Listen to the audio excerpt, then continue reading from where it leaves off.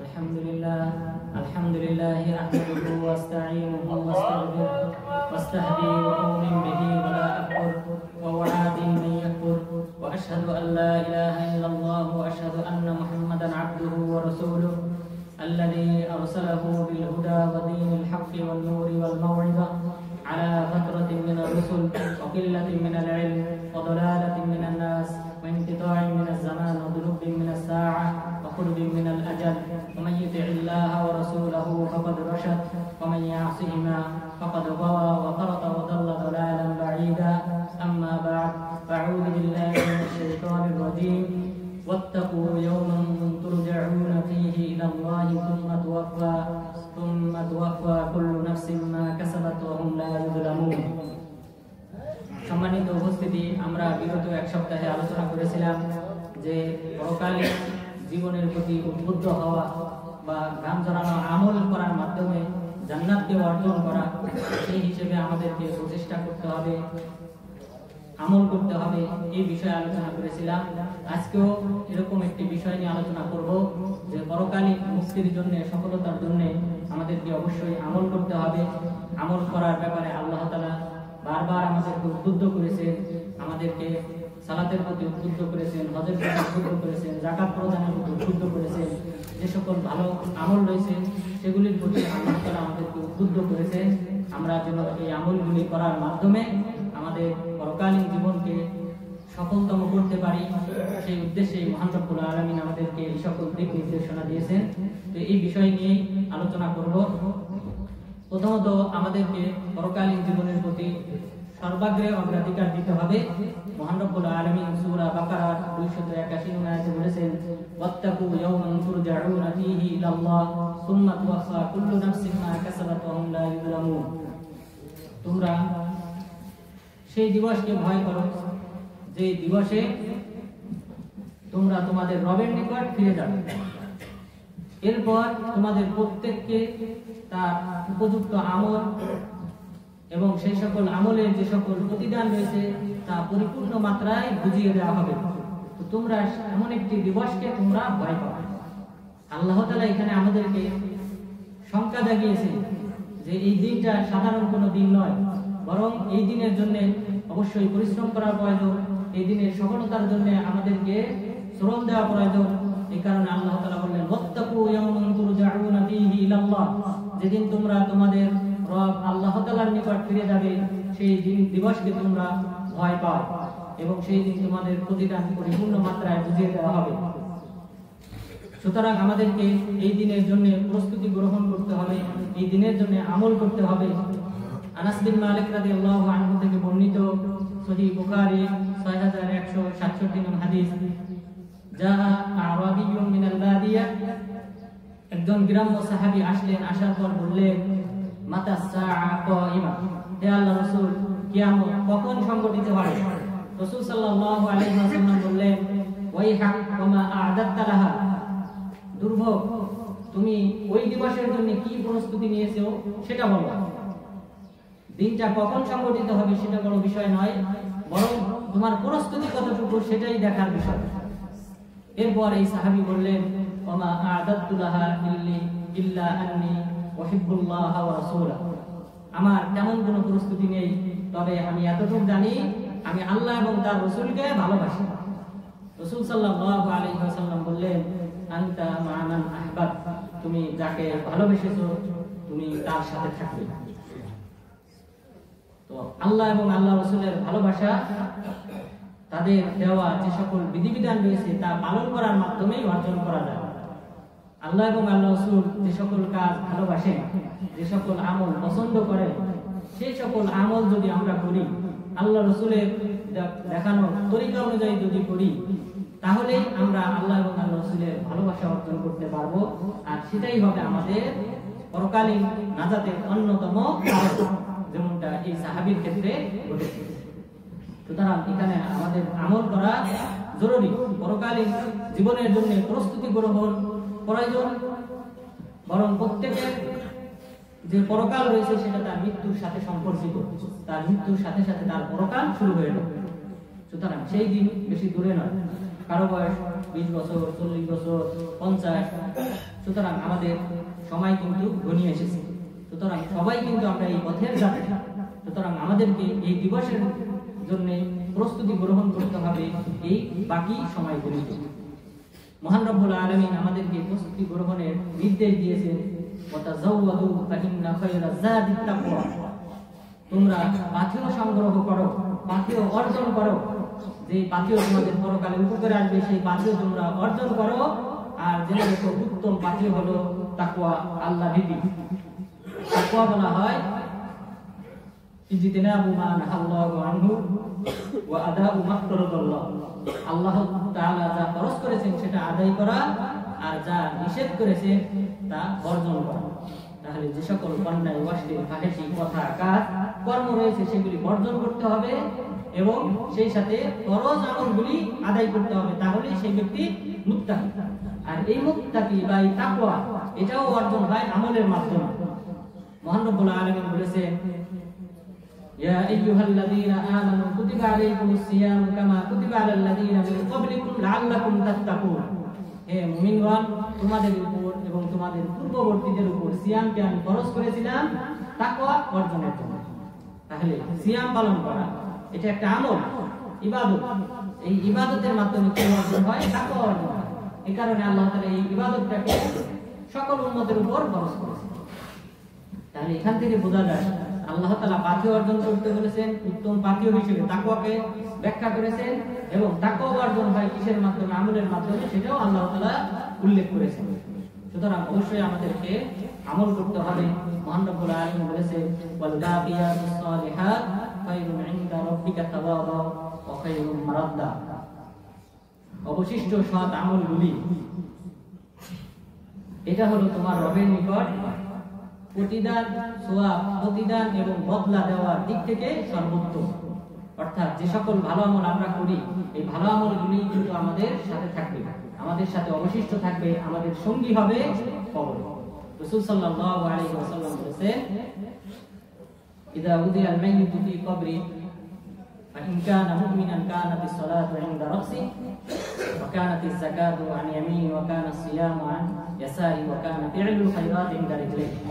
যখন কোনো মুমিন ব্যক্তিকে কবরে দাফন করা হয়, কবরস্থ করা হয়, তখন তার ভালো আমলগুলি, বিশেষ করে সালাত থাকে তার মাথার কাছে, যাকাত তার ডান পাশে থাকে, সিয়াম তার হাতের বাম পাশে থাকে, অন্যান্য ভালো আমল তার পায়ের কাছে থাকে। চতুর্দিক থেকে এই ভালো আমলগুলি তাকে প্রোটেক্ট প্রদান করে।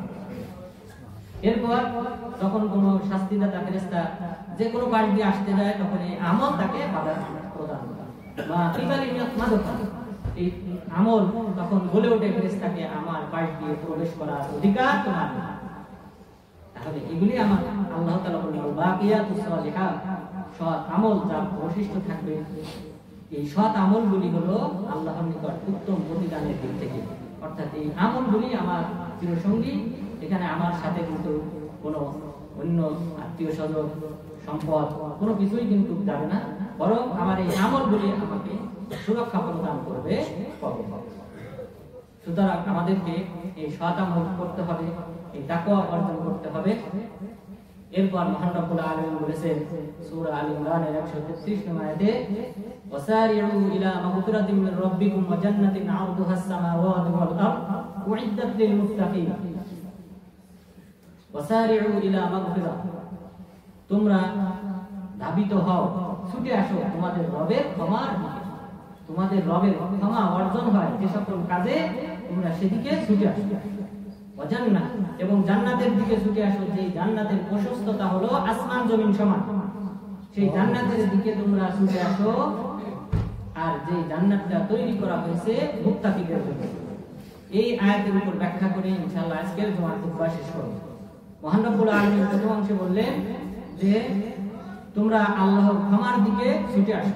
ছুটে আসা মানে দৌড়ে আসা, যার যে সাধ্য আছে সেই সাধ্য অনুযায়ী অগ্রগামী হওয়া, প্রতিযোগিতা করা।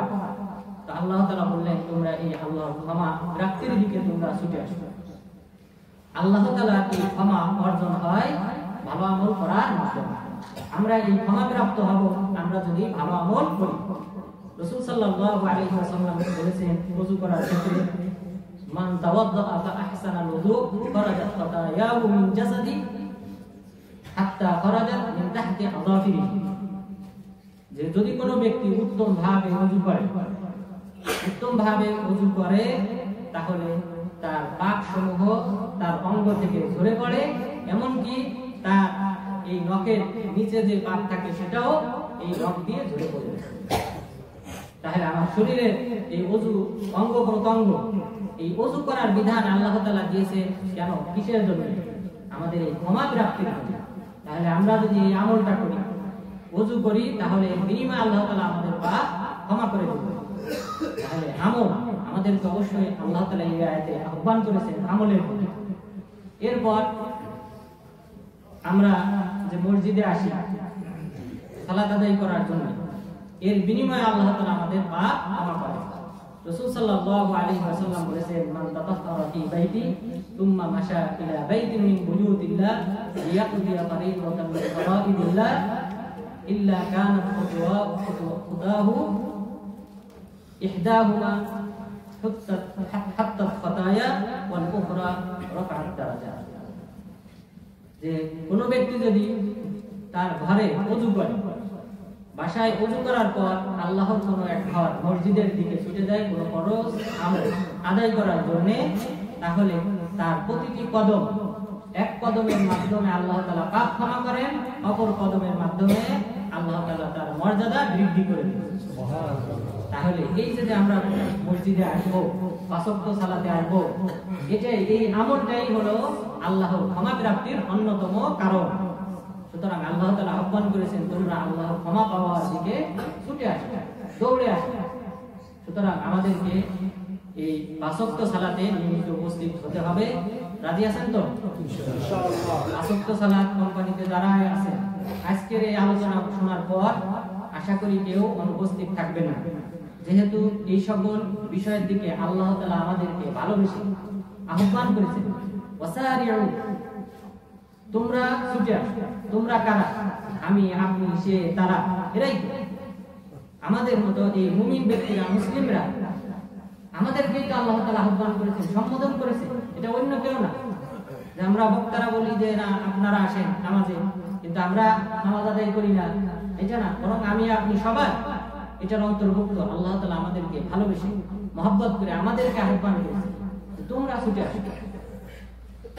তাহলে যদি কেউ ওযু করে, তাহলে ওযু করার মাধ্যমে তার পাপ ঝরে যায়। মসজিদে রওনা দিলে তার প্রতিটি কদমের বিনিময়ে পাপ ক্ষমা হয়।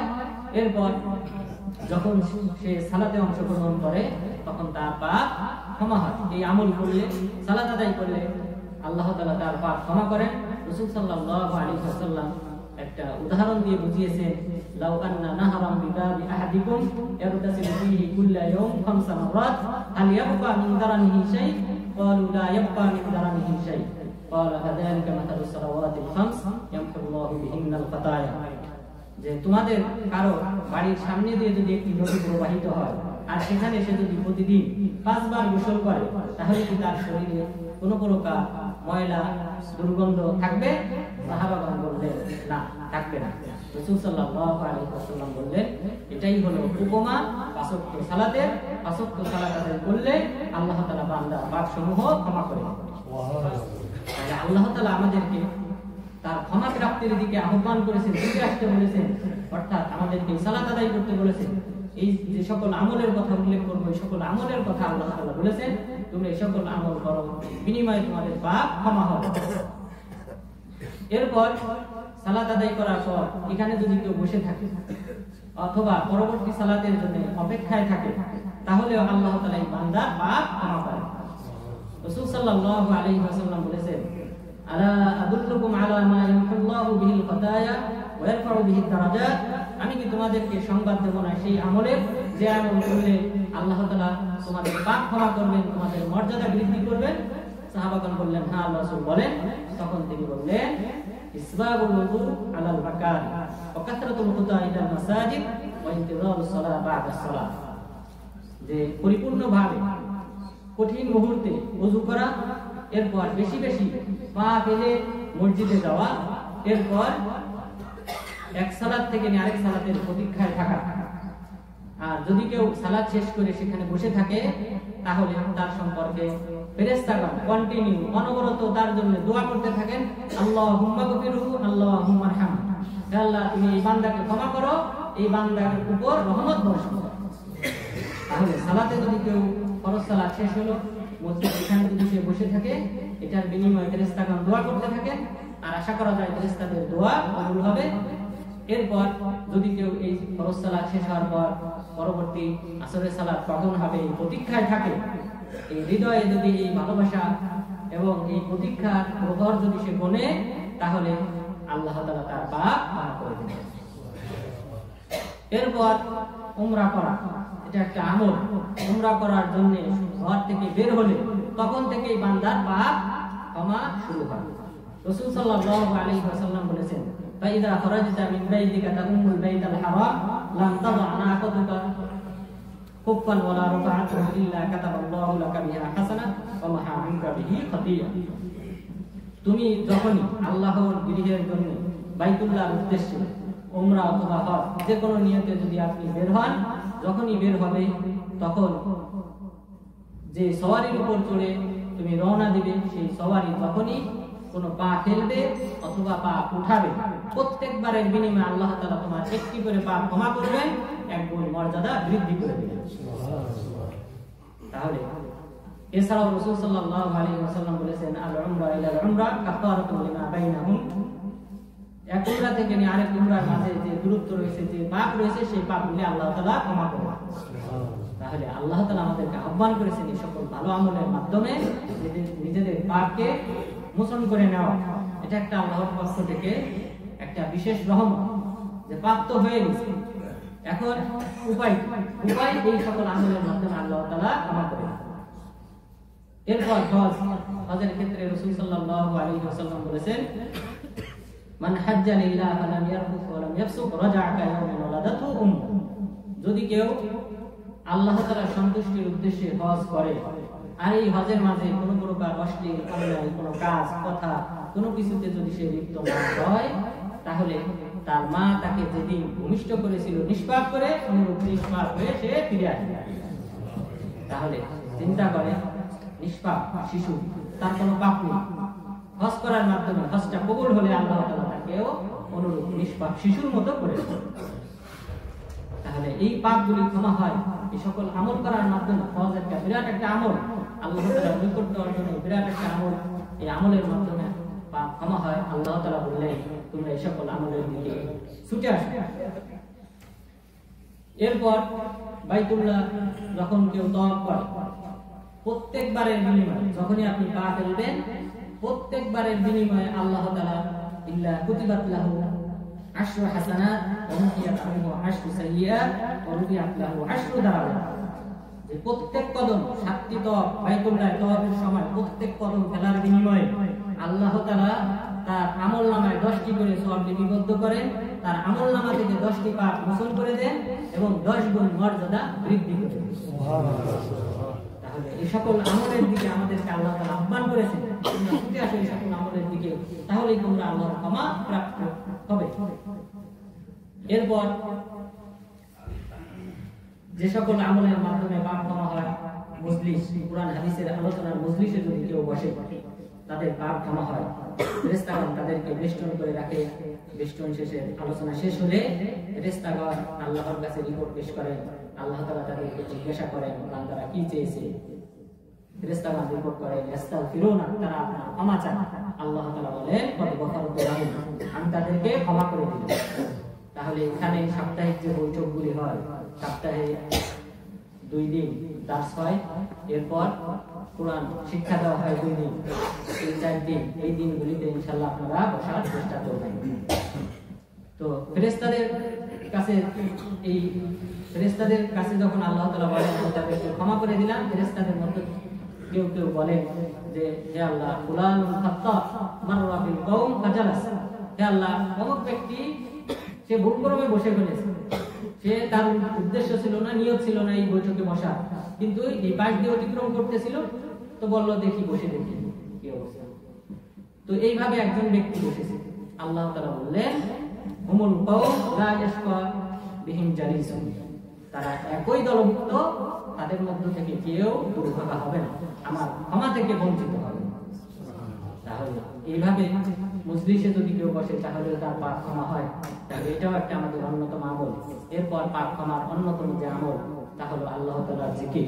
আল্লাহ তাআলার জিকিরের মাধ্যমে আল্লাহ তাআলা বান্দাদের পাপ সমূহ ক্ষমা করেন। সুবহানাল্লাহি ওয়া বিহামদিহি মান সাব্বাহাল্লাহ ফি কুল্লি সালাত, যদি কেউ প্রত্যেক ফরজ সালাতের পর 33 বার সুবহানাল্লাহ আলহামদুলিল্লাহ আল্লাহু আকবার এবং 100 বার পূরণ করার জন্য যদি বলে লা ইলাহা ইল্লাল্লাহু ওয়াহদাহু লা শারীকা লাহ, তাহলে আল্লাহ তাআলা কি করেন? ফুত্তাত খাতায়াহু ওয়া ইন কানাত মিথলা যাবাদিল বাহর, তার সমুদ্রের ফেনা সমান পাপ হলেও আল্লাহ তাআলা ক্ষমা করেন। সুবহানাল্লাহ। তাহলে আল্লাহ তাআলা বলেছেন তোমরা আমার এই ক্ষমা প্রাপ্তির দিকে ছুটে আসো, এই সকল আমলগুলি করো, তাহলে আল্লাহ তাআলা ক্ষমা করবেন।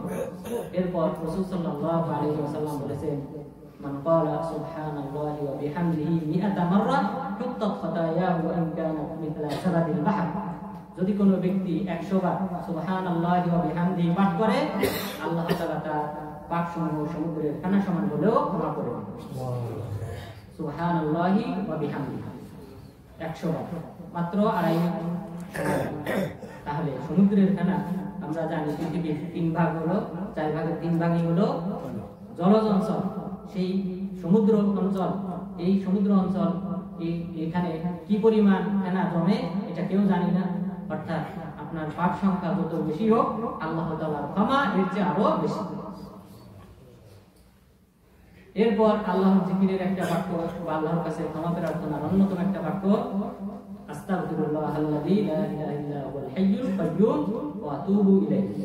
এই বাক্য যদি কেউ পাঠ করে রাসূল সাল্লাল্লাহু আলাইহি ওয়াসাল্লাম বলেছেন হুত্তাত যুনুবুহু ওয়া ইন কানা ক্বাদ ফাররা মিনাজ যাহর, যে এই ব্যক্তি এই বাক্যটি পাঠ করলে তার পাপ ক্ষমা করে দেওয়া হয়, এমনকি সে যদি যুদ্ধের ময়দান থেকে পলায়নকারী হয়। যুদ্ধের ময়দান থেকে পলায়ন করা এটা কবিরা গুনাহ। তো যুদ্ধের ময়দান থেকে পলায়ন করার মতো কবিরা গুনাহ করলেও আল্লাহ তাআলা ক্ষমা করে দেন। আস্তাগফিরুল্লাহাল্লাযী লা ইলাহা ইল্লা হুয়াল হাইয়ুল কাইয়্যুম ওয়া আতুবু ইলাইহি, এই বাক্যটা পাঠ করার মাধ্যমে। সুতরাং এই বাক্যটা আমাদেরকে পাঠ করতে হবে, বেশি বেশি পাঠ করতে হবে। এগুলি হলো এই ক্ষমার দিকে আল্লাহ তাআলা আমাদেরকে আহ্বান করেছেন। এরপর মহান রব্বুল আলামিন এই আয়াতে দ্বিতীয় অংশ বলেছেন যে ওয়া জান্নাতিন আরদুহাস সামাওয়াতু ওয়াল আরদ, তোমরা ছুটে আসো ওই জান্নাতের দিকে যার প্রশস্ততা হলো আসমান জমিন সমান। আসমান জমিন সমান এমন জান্নাতের দিকে আল্লাহ তাআলা আমাদেরকে আহ্বান করেছেন ছুটে আসতে। তো জান্নাত মহান রব্বুল আলামিন এই জান্নাতের দিকে ছুটে আসা মানে জান্নাতে যাওয়ার যে সকল আমল রয়েছে সেই আমলগুলি করা, এই আমলের দিকে ধাবিত হওয়ার জন্য আহ্বান করেছেন আল্লাহ তাআলা। কারণ মহান রব্বুল আলামিন সূরা আরাফের 43 নম্বর আয়াতে বলেছেন ওয়ানুদু আন তিলকুমুল জান্নাতু উরিসতুমুহা বিমা কুনতুম তা'মালুন, তাদেরকে আহ্বান করা হবে, জান্নাতীদেরকে ঘোষণা করে জানিয়ে দেওয়া হবে এটাই হলো সেই জান্নাত যার উত্তরাধিকারী তোমরা হয়েছো তোমাদের আমল করার কারণে। তোমরা পৃথিবীতে যে সকল আমল করতে সেই আমলের বিনিময়ে আল্লাহ তাআলা আজ তোমাদেরকে এই মহা সাফল্য, মহা জান্নাত দান করেছেন, এভাবে ফেরেশতাগণ ঘোষণা দিবেন। তাহলে আমলের দিকে আল্লাহ তাআলা আহ্বান করেছেন যে আমলের মাধ্যমে এই জান্নাত অর্জন হবে। রাসূল সাল্লাল্লাহু আলাইহি ওয়াসাল্লাম বলেছেন মান ওয়াদা ইলাল মাসজিদ আও রাহা আ'আদ্দাল্লাহু লাহু ফিল জান্নাতি নুজুলা কুল্লামা ওয়াদা আও রাহা, যে কোনো ব্যক্তি যদি মসজিদে যায় সকালে অথবা সন্ধ্যায় প্রত্যেকবারের বিনিময়ে আল্লাহ তাআলা জান্নাতে তার জন্য আপ্যায়ন নির্ধারণ করে রেখেছেন। প্রত্যেকবারের বিনিময়ে সকালে হোক, দিনে হোক, রাতে হোক, যখনই আপনি আল্লাহর বাইতুল্লাহ আসবেন, আল্লাহর ঘরে আসবেন, মসজিদে আসবেন, প্রত্যেকবারের বিনিময়ে আল্লাহ তাআলা জান্নাতে একটা আপ্যায়নের ব্যবস্থা করে রেখেছেন। তার মানে এই আমলগুলি মসজিদের দিকে আমাদেরকে আহ্বান করা হয়েছে জান্নাতের এই মেহমানদারি পাওয়ার জন্য। সুতরাং এই সকল আমলের মাধ্যমেই কিন্তু আমাদের এই জান্নাত অর্জন হবে।